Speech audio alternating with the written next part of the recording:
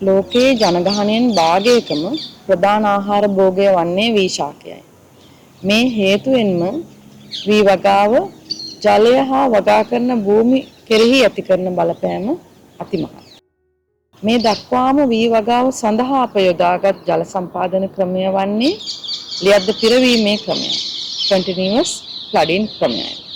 මේ හේතුවෙන් එක වී කිලෝ එකක් නිෂ්පාදනය සඳහා ජලය ලීටර් 2500ක් වගේ ප්‍රමාණයක් අවශ්‍ය වෙනවා. ඒ වගේම මෙහිදී ඇති කරන නිර්වායු තත්ත්වය හේතුවෙන් වායුගෝලයට 26ක් වගේ මීතේන් වායුව මුදා හරිනවා.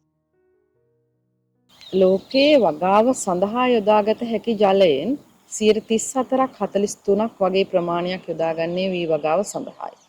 ඒ වගේම දේශගුණික විපර්යාස හේතුවෙන් වගා කළ හැකි භූමිය අද දවසේ 10%කට වගේ ප්‍රමාණයකට අඩු වෙමින් පවතිනවා. ඒ නිසාම වගාව සඳහා අද දවසේ ඉල්ලුම් කරන ජලය ඒ ආකාරයෙන්ම ලබා දීමේ අපහසුයක් පවතිනවා. ඒ වගේම මේ තත්ත්වය අනාගතයේ තව තවත් උග්‍ර වීමේ අවදානමක් පවතිනවා. මේ නිසාම වී වගාව හරිතාගාර වායු විමෝචනය අවම කරන අඩු ජල භාවිතාවකින් අස්වනු අඩු කිරීමකින් තොරව සිදු කිරීමේ ක්‍රමවේදයක් අපිට අවශ්‍යයි. ඒකාන්තර තෙත් හා වියලි ක්‍රමය alternate wetting and drying ක්‍රමය වී වගාව සඳහා හඳුන්වා දෙන්නේ ඒ හේතුවෙන්. මෙහිදී සෙන්ටිමීටර් 30ක වගේ සිදුරු සහිත බටයක් අපි වී වගා ක්ෂේත්‍ර තුල වැල දැමීම සිද්ධ කරනවා. සෙන්ටිමීටර් 20ක් පොළව යටිනුත් සෙන්ටිමීටර් 10ක් පොළව මතු පිට සිටිනසේ. මෙහිදී පොළව මතු පිටින් සෙන්ටිමීටර් 15ක් ජලය යටට යන විට වී වගාවට අපි ජල සම්පාදනය සිද්ධ කිරීම කරනවා. මතු පිට සෙන්ටිමීටර් 5ක් දක්වා වෙනතෙක් පමණක්.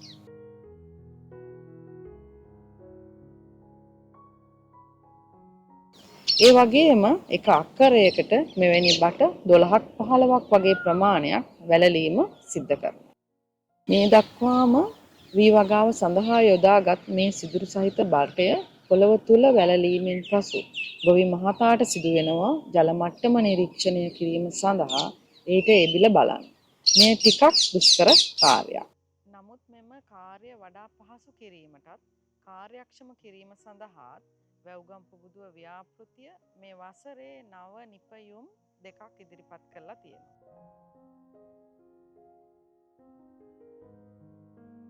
මෙහි පළමු ක්‍රමයේදී ජල මට්ටම පොළව මට්ටමින් සෙන්ටිමීටර් 15ක් යටට යන විට ආලෝක සංඥාව දැල්වන ලෙස එය පොළව මතු පිටින් සෙන්ටිමීටර් 5ක් වන තෙක් දැල් වී පවතින ලෙසත් සකසලා තියෙනවා.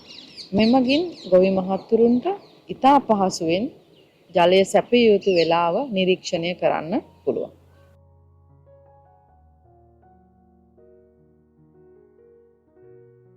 දෙවැනි ක්‍රමය වන්නේ පොළවේ ජල මට්ටම හිසක් මගින් ලකුණු කිරීමේ උපකරණයයි. මෙහිදී ජල මට්ටම පොළවෙන් සෙන්ටිමීටර් 15ක් යටට යන විට ජල සම්පාදනය ආරම්භ කළ යුතු බවත් පොළව මට්ටු පිටින් සෙන්ටිමීටර් 5ක් වන විට ජල සම්පාදනය නැවැත්විය යුතු බවත් ගොවි මහතාට මේ හිස මගින් පහසුවෙන් හඳුනා ගන්න පුළුවන්.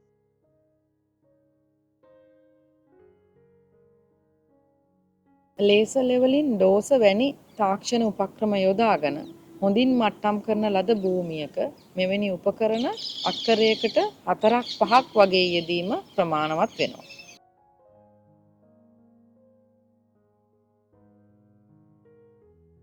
මෙම AWD ක්‍රමය අනුගමනය කිරීම තුළින් අපිට අත්කරගත හැකි ප්‍රධානම වාසිය වන්නේ වගාව සඳහා මෙතෙක් යොදාගත් ජල ප්‍රමාණයෙන් 20ක් 30ක් වගේ ප්‍රමාණයක් ඉතිරි කර ගැනීමට අවස්ථාව ලැබීමයි.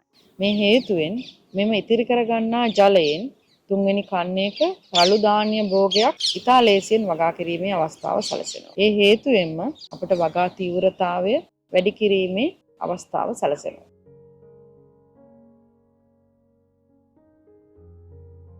මෙම AWD ක්‍රමය අනුගමනය කිරීම තුළින් අපට අත්කරගත හැකි වාසි බොහෝමයක්ම තිබෙනවා. මේ වාසි ප්‍රධාන කොටස් ශේෂ්ත්‍ර 5කට පෙළගස්වන්න පුළුවන්. පළවෙනි වාසිය වන්නේ අස්වනු වැඩි කිරීම. දෙවැනි වාසිය ශ්‍රේෂ්ඨ ක්‍රියාකාරකම් වලදී සිදුවන පහසුකම්. තුන්වෙනි වාසිය මානව සෞඛ්‍ය සඳහා වන ප්‍රතිලාභ. හතරවෙනි කාරණය පරිසරය සඳහා වන ප්‍රතිලාභ. පස්වෙනි කාරණය සමාජ ආර්ථිකමය කාරණා ලෙස පිළිගස්වන්න පුළුවන්. පළමු වන ප්‍රතිලාභයේ සැලකීමේදී එනම් අස්වනු වැඩිවීම සැලකිල්ලට ගැනීමේදී ඒ ප්‍රධාන කාරණා 5ක් නිසා සිදුවෙනවා. පළවෙනි කාරණය රෝග පලිබෝධ හා වල්පැලෑටි පාලනය වීම තුළින් අස්වනු වැඩිවීම. මෙහිදී අඛණ්ඩව ශේෂ්ත්‍රයේ තුල ජලය රඳවා තබා නොගෙන දින 10ක් 12ක් වගේ ප්‍රමාණයක් ශේෂ්ත්‍රයේ වියලි තත්ත්වයට පත් කිරීම සිදු කරනවා.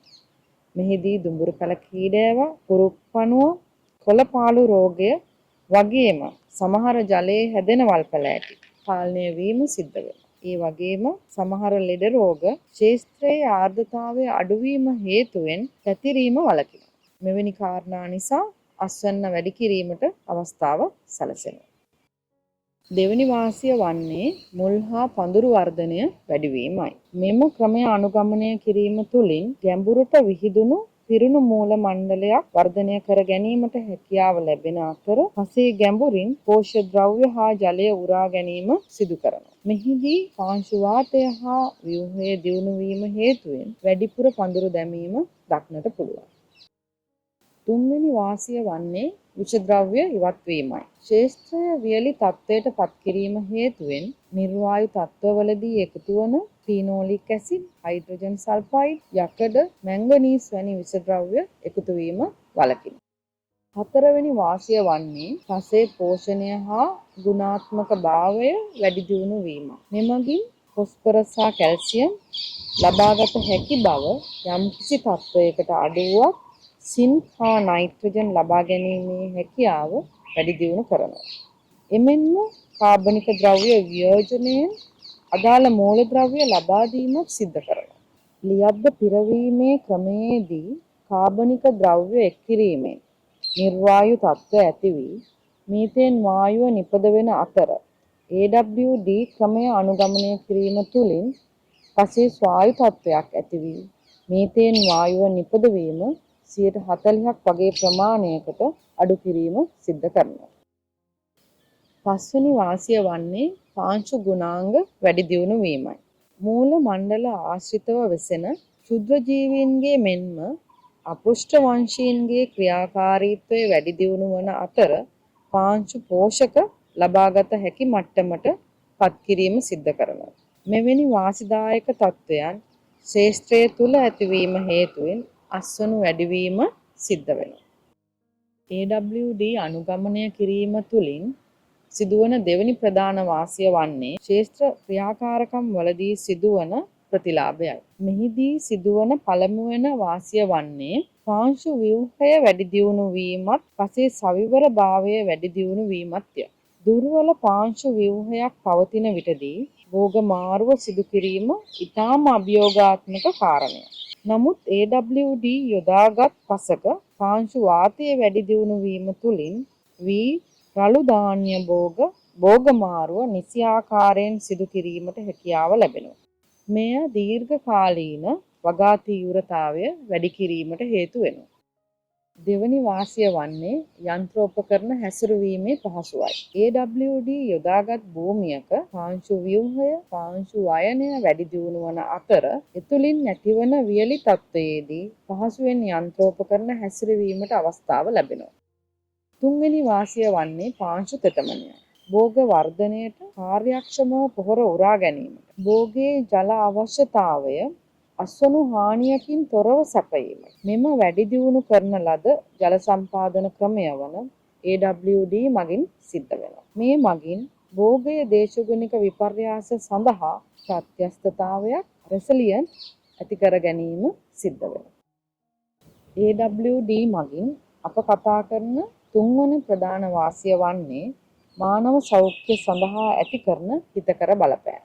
මෙහිදී පළවෙනි කාරණය ලෙස මදුරුවන් හා ජලයේ බෝවන රෝග අපට ගන්න පුළුවන්. මෙම AWD ක්‍රමය වී වගාව සඳහා යොදා ගැනීම තුළින් වරින් වර පමණක් ලියද්ද පිරවීම සිදු කරන බැවින් මෙය මදුරුවාගේ සති දෙකක ජලයේ ගත කරන ජීවන චක්‍රයට බාධා පමුණවනවා.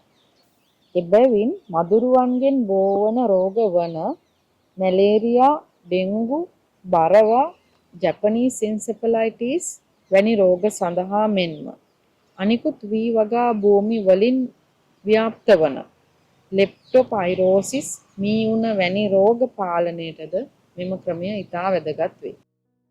දෙවන්න වන්නේ ධාන්‍යවල ගුණාත්මක භාවය වැඩි දියුණු වීමයි. සින් පූර්ණතාවය බොහෝ දකුණු ආසියාතික රටවල දක්නට ලැබෙන සුලභ තත්ත්වයක්. මෙම AWD ක්‍රමය මගින් ධාන්‍යවල සින් ප්‍රමාණය වැඩි කිරීමේ හැකියාව ලැබෙන අතර ස්වායු තත්ත්වවලදී උරාගන්නා බැරලෝහ ප්‍රමාණය, කැඩ්මියම්, ආසනික්, මර්කරි අඩු කර ගැනීමටත් හැකියාව ලැබෙනවා. හතරවන ප්‍රධාන වාසිය වන්නේ පාරිසරිකව සිදු කරන බලපෑමයි. මෙහිදී පළමු කාරණය ලෙස පාංශු කාදනය හා අපදාවයට පත්වන ජලය මගින් පරිසර පද්ධතිය සඳහා කරන බලපෑම ගන්න පුළුවන්. මෙහිදී ලියද්ද ජලයෙන් පිරවීමේ ක්‍රමය මගින් කෘෂි රසායනික මෙන්ම පෝෂ්‍ය පදාර්ථ ජලය මගින් සෝදාගෙන යෑම දක්නට ලැබෙන අතර AWD ක්‍රමය අනුගමනය කිරීම තුළින් නයිට්‍රජන් සහ පොස්පරස් සෝදාගෙන යෑම 30%කින්ද පලිබෝධ නාශක සෝදාගෙන යෑම 90%කින් පමණ අඩු කරගත හැකි බව තහවුරු කර තිබෙනවා. දෙවැන්න වන්නේ පිදුරු දහනයට යොමු වීම අවම වීමයි. සාමාන්‍යයෙන් ආසියානු රටවල වී වගා ක්ෂේත්‍රවල පිදුරු දහනය මගින් සැලකිය යුතු ප්‍රමාණවලින් වායු දූෂණය මෙන්ම හරිතාගාර වායු විමෝචනය සිදු වෙනවා. පිදුරු ක්ෂේත්‍රවලට යෙදීම කම්කරු ශ්‍රමය මෙන්ම වගාවන් සඳහා වන අවහිරතාවය සැලකිල්ලටගෙන ගිනි තැබීම සිදු කරනවා. නමුත් AWD යොදා ගන්නා ක්ෂේත්‍රවල වාතනය වැඩි දියුණු වීම තුළින් ඉතා ඉක්මනින් පිදුරු ජීර්ණය වීමෙන් පාංශු පෝෂක තත්ත්වය වැඩි දියුණු වීම සිද්ධ වෙනවා. පස්වන ප්‍රධාන වාසිය වන්නේ සමාජ ආර්ථිකමය කාරණාවන්. මෙහිදී පළමු කාරණය ලෙස වතුර සඳහා වන තරඟකාරීත්වය අඩුවන අතර සමාජ සමානාත්මතාවය වැඩි දියුණු වේ. දෙවන්න වන්නේ දේශගුණික විපර්යාස සඳහා අනුහුරු වීමයි. ලියද්ද ජලයෙන් පිරවීමේ වී වගා ක්‍රමය මෙන්ම අහස් වැස්සෙන් සිදු කරන වගා ක්‍රමය දේශගුණික විපර්යාස මගින් තීරණය කරනවා. නමුත් AWD ක්‍රමයේදී ඉතාම අඩු ජල ප්‍රමාණයක් යොදා ගන්නා නිසාම දේශගුණ විපර්යාස ඒ සඳහා සිදු කරන බලපෑම අල්පයි. තුන්වෙනි කාරණය වන්නේ ගොවියාගේ ආදායම් තත්ත්වය මත සිදු කරන බලපෑමයි. මෙම AWD ක්‍රමය යොදා ගැනීම ඉතාම අඩු වියදම් සහිත ක්‍රමයක් බැවින් ඕනෑම තරාතිරමක ගොවි මහතෙකුට මේ යොදාගත හැකි අතර මෙතුළින් ආදායම් තත්ත්වය වැඩි කර ගැනීමට අවස්ථාව සැලසේ.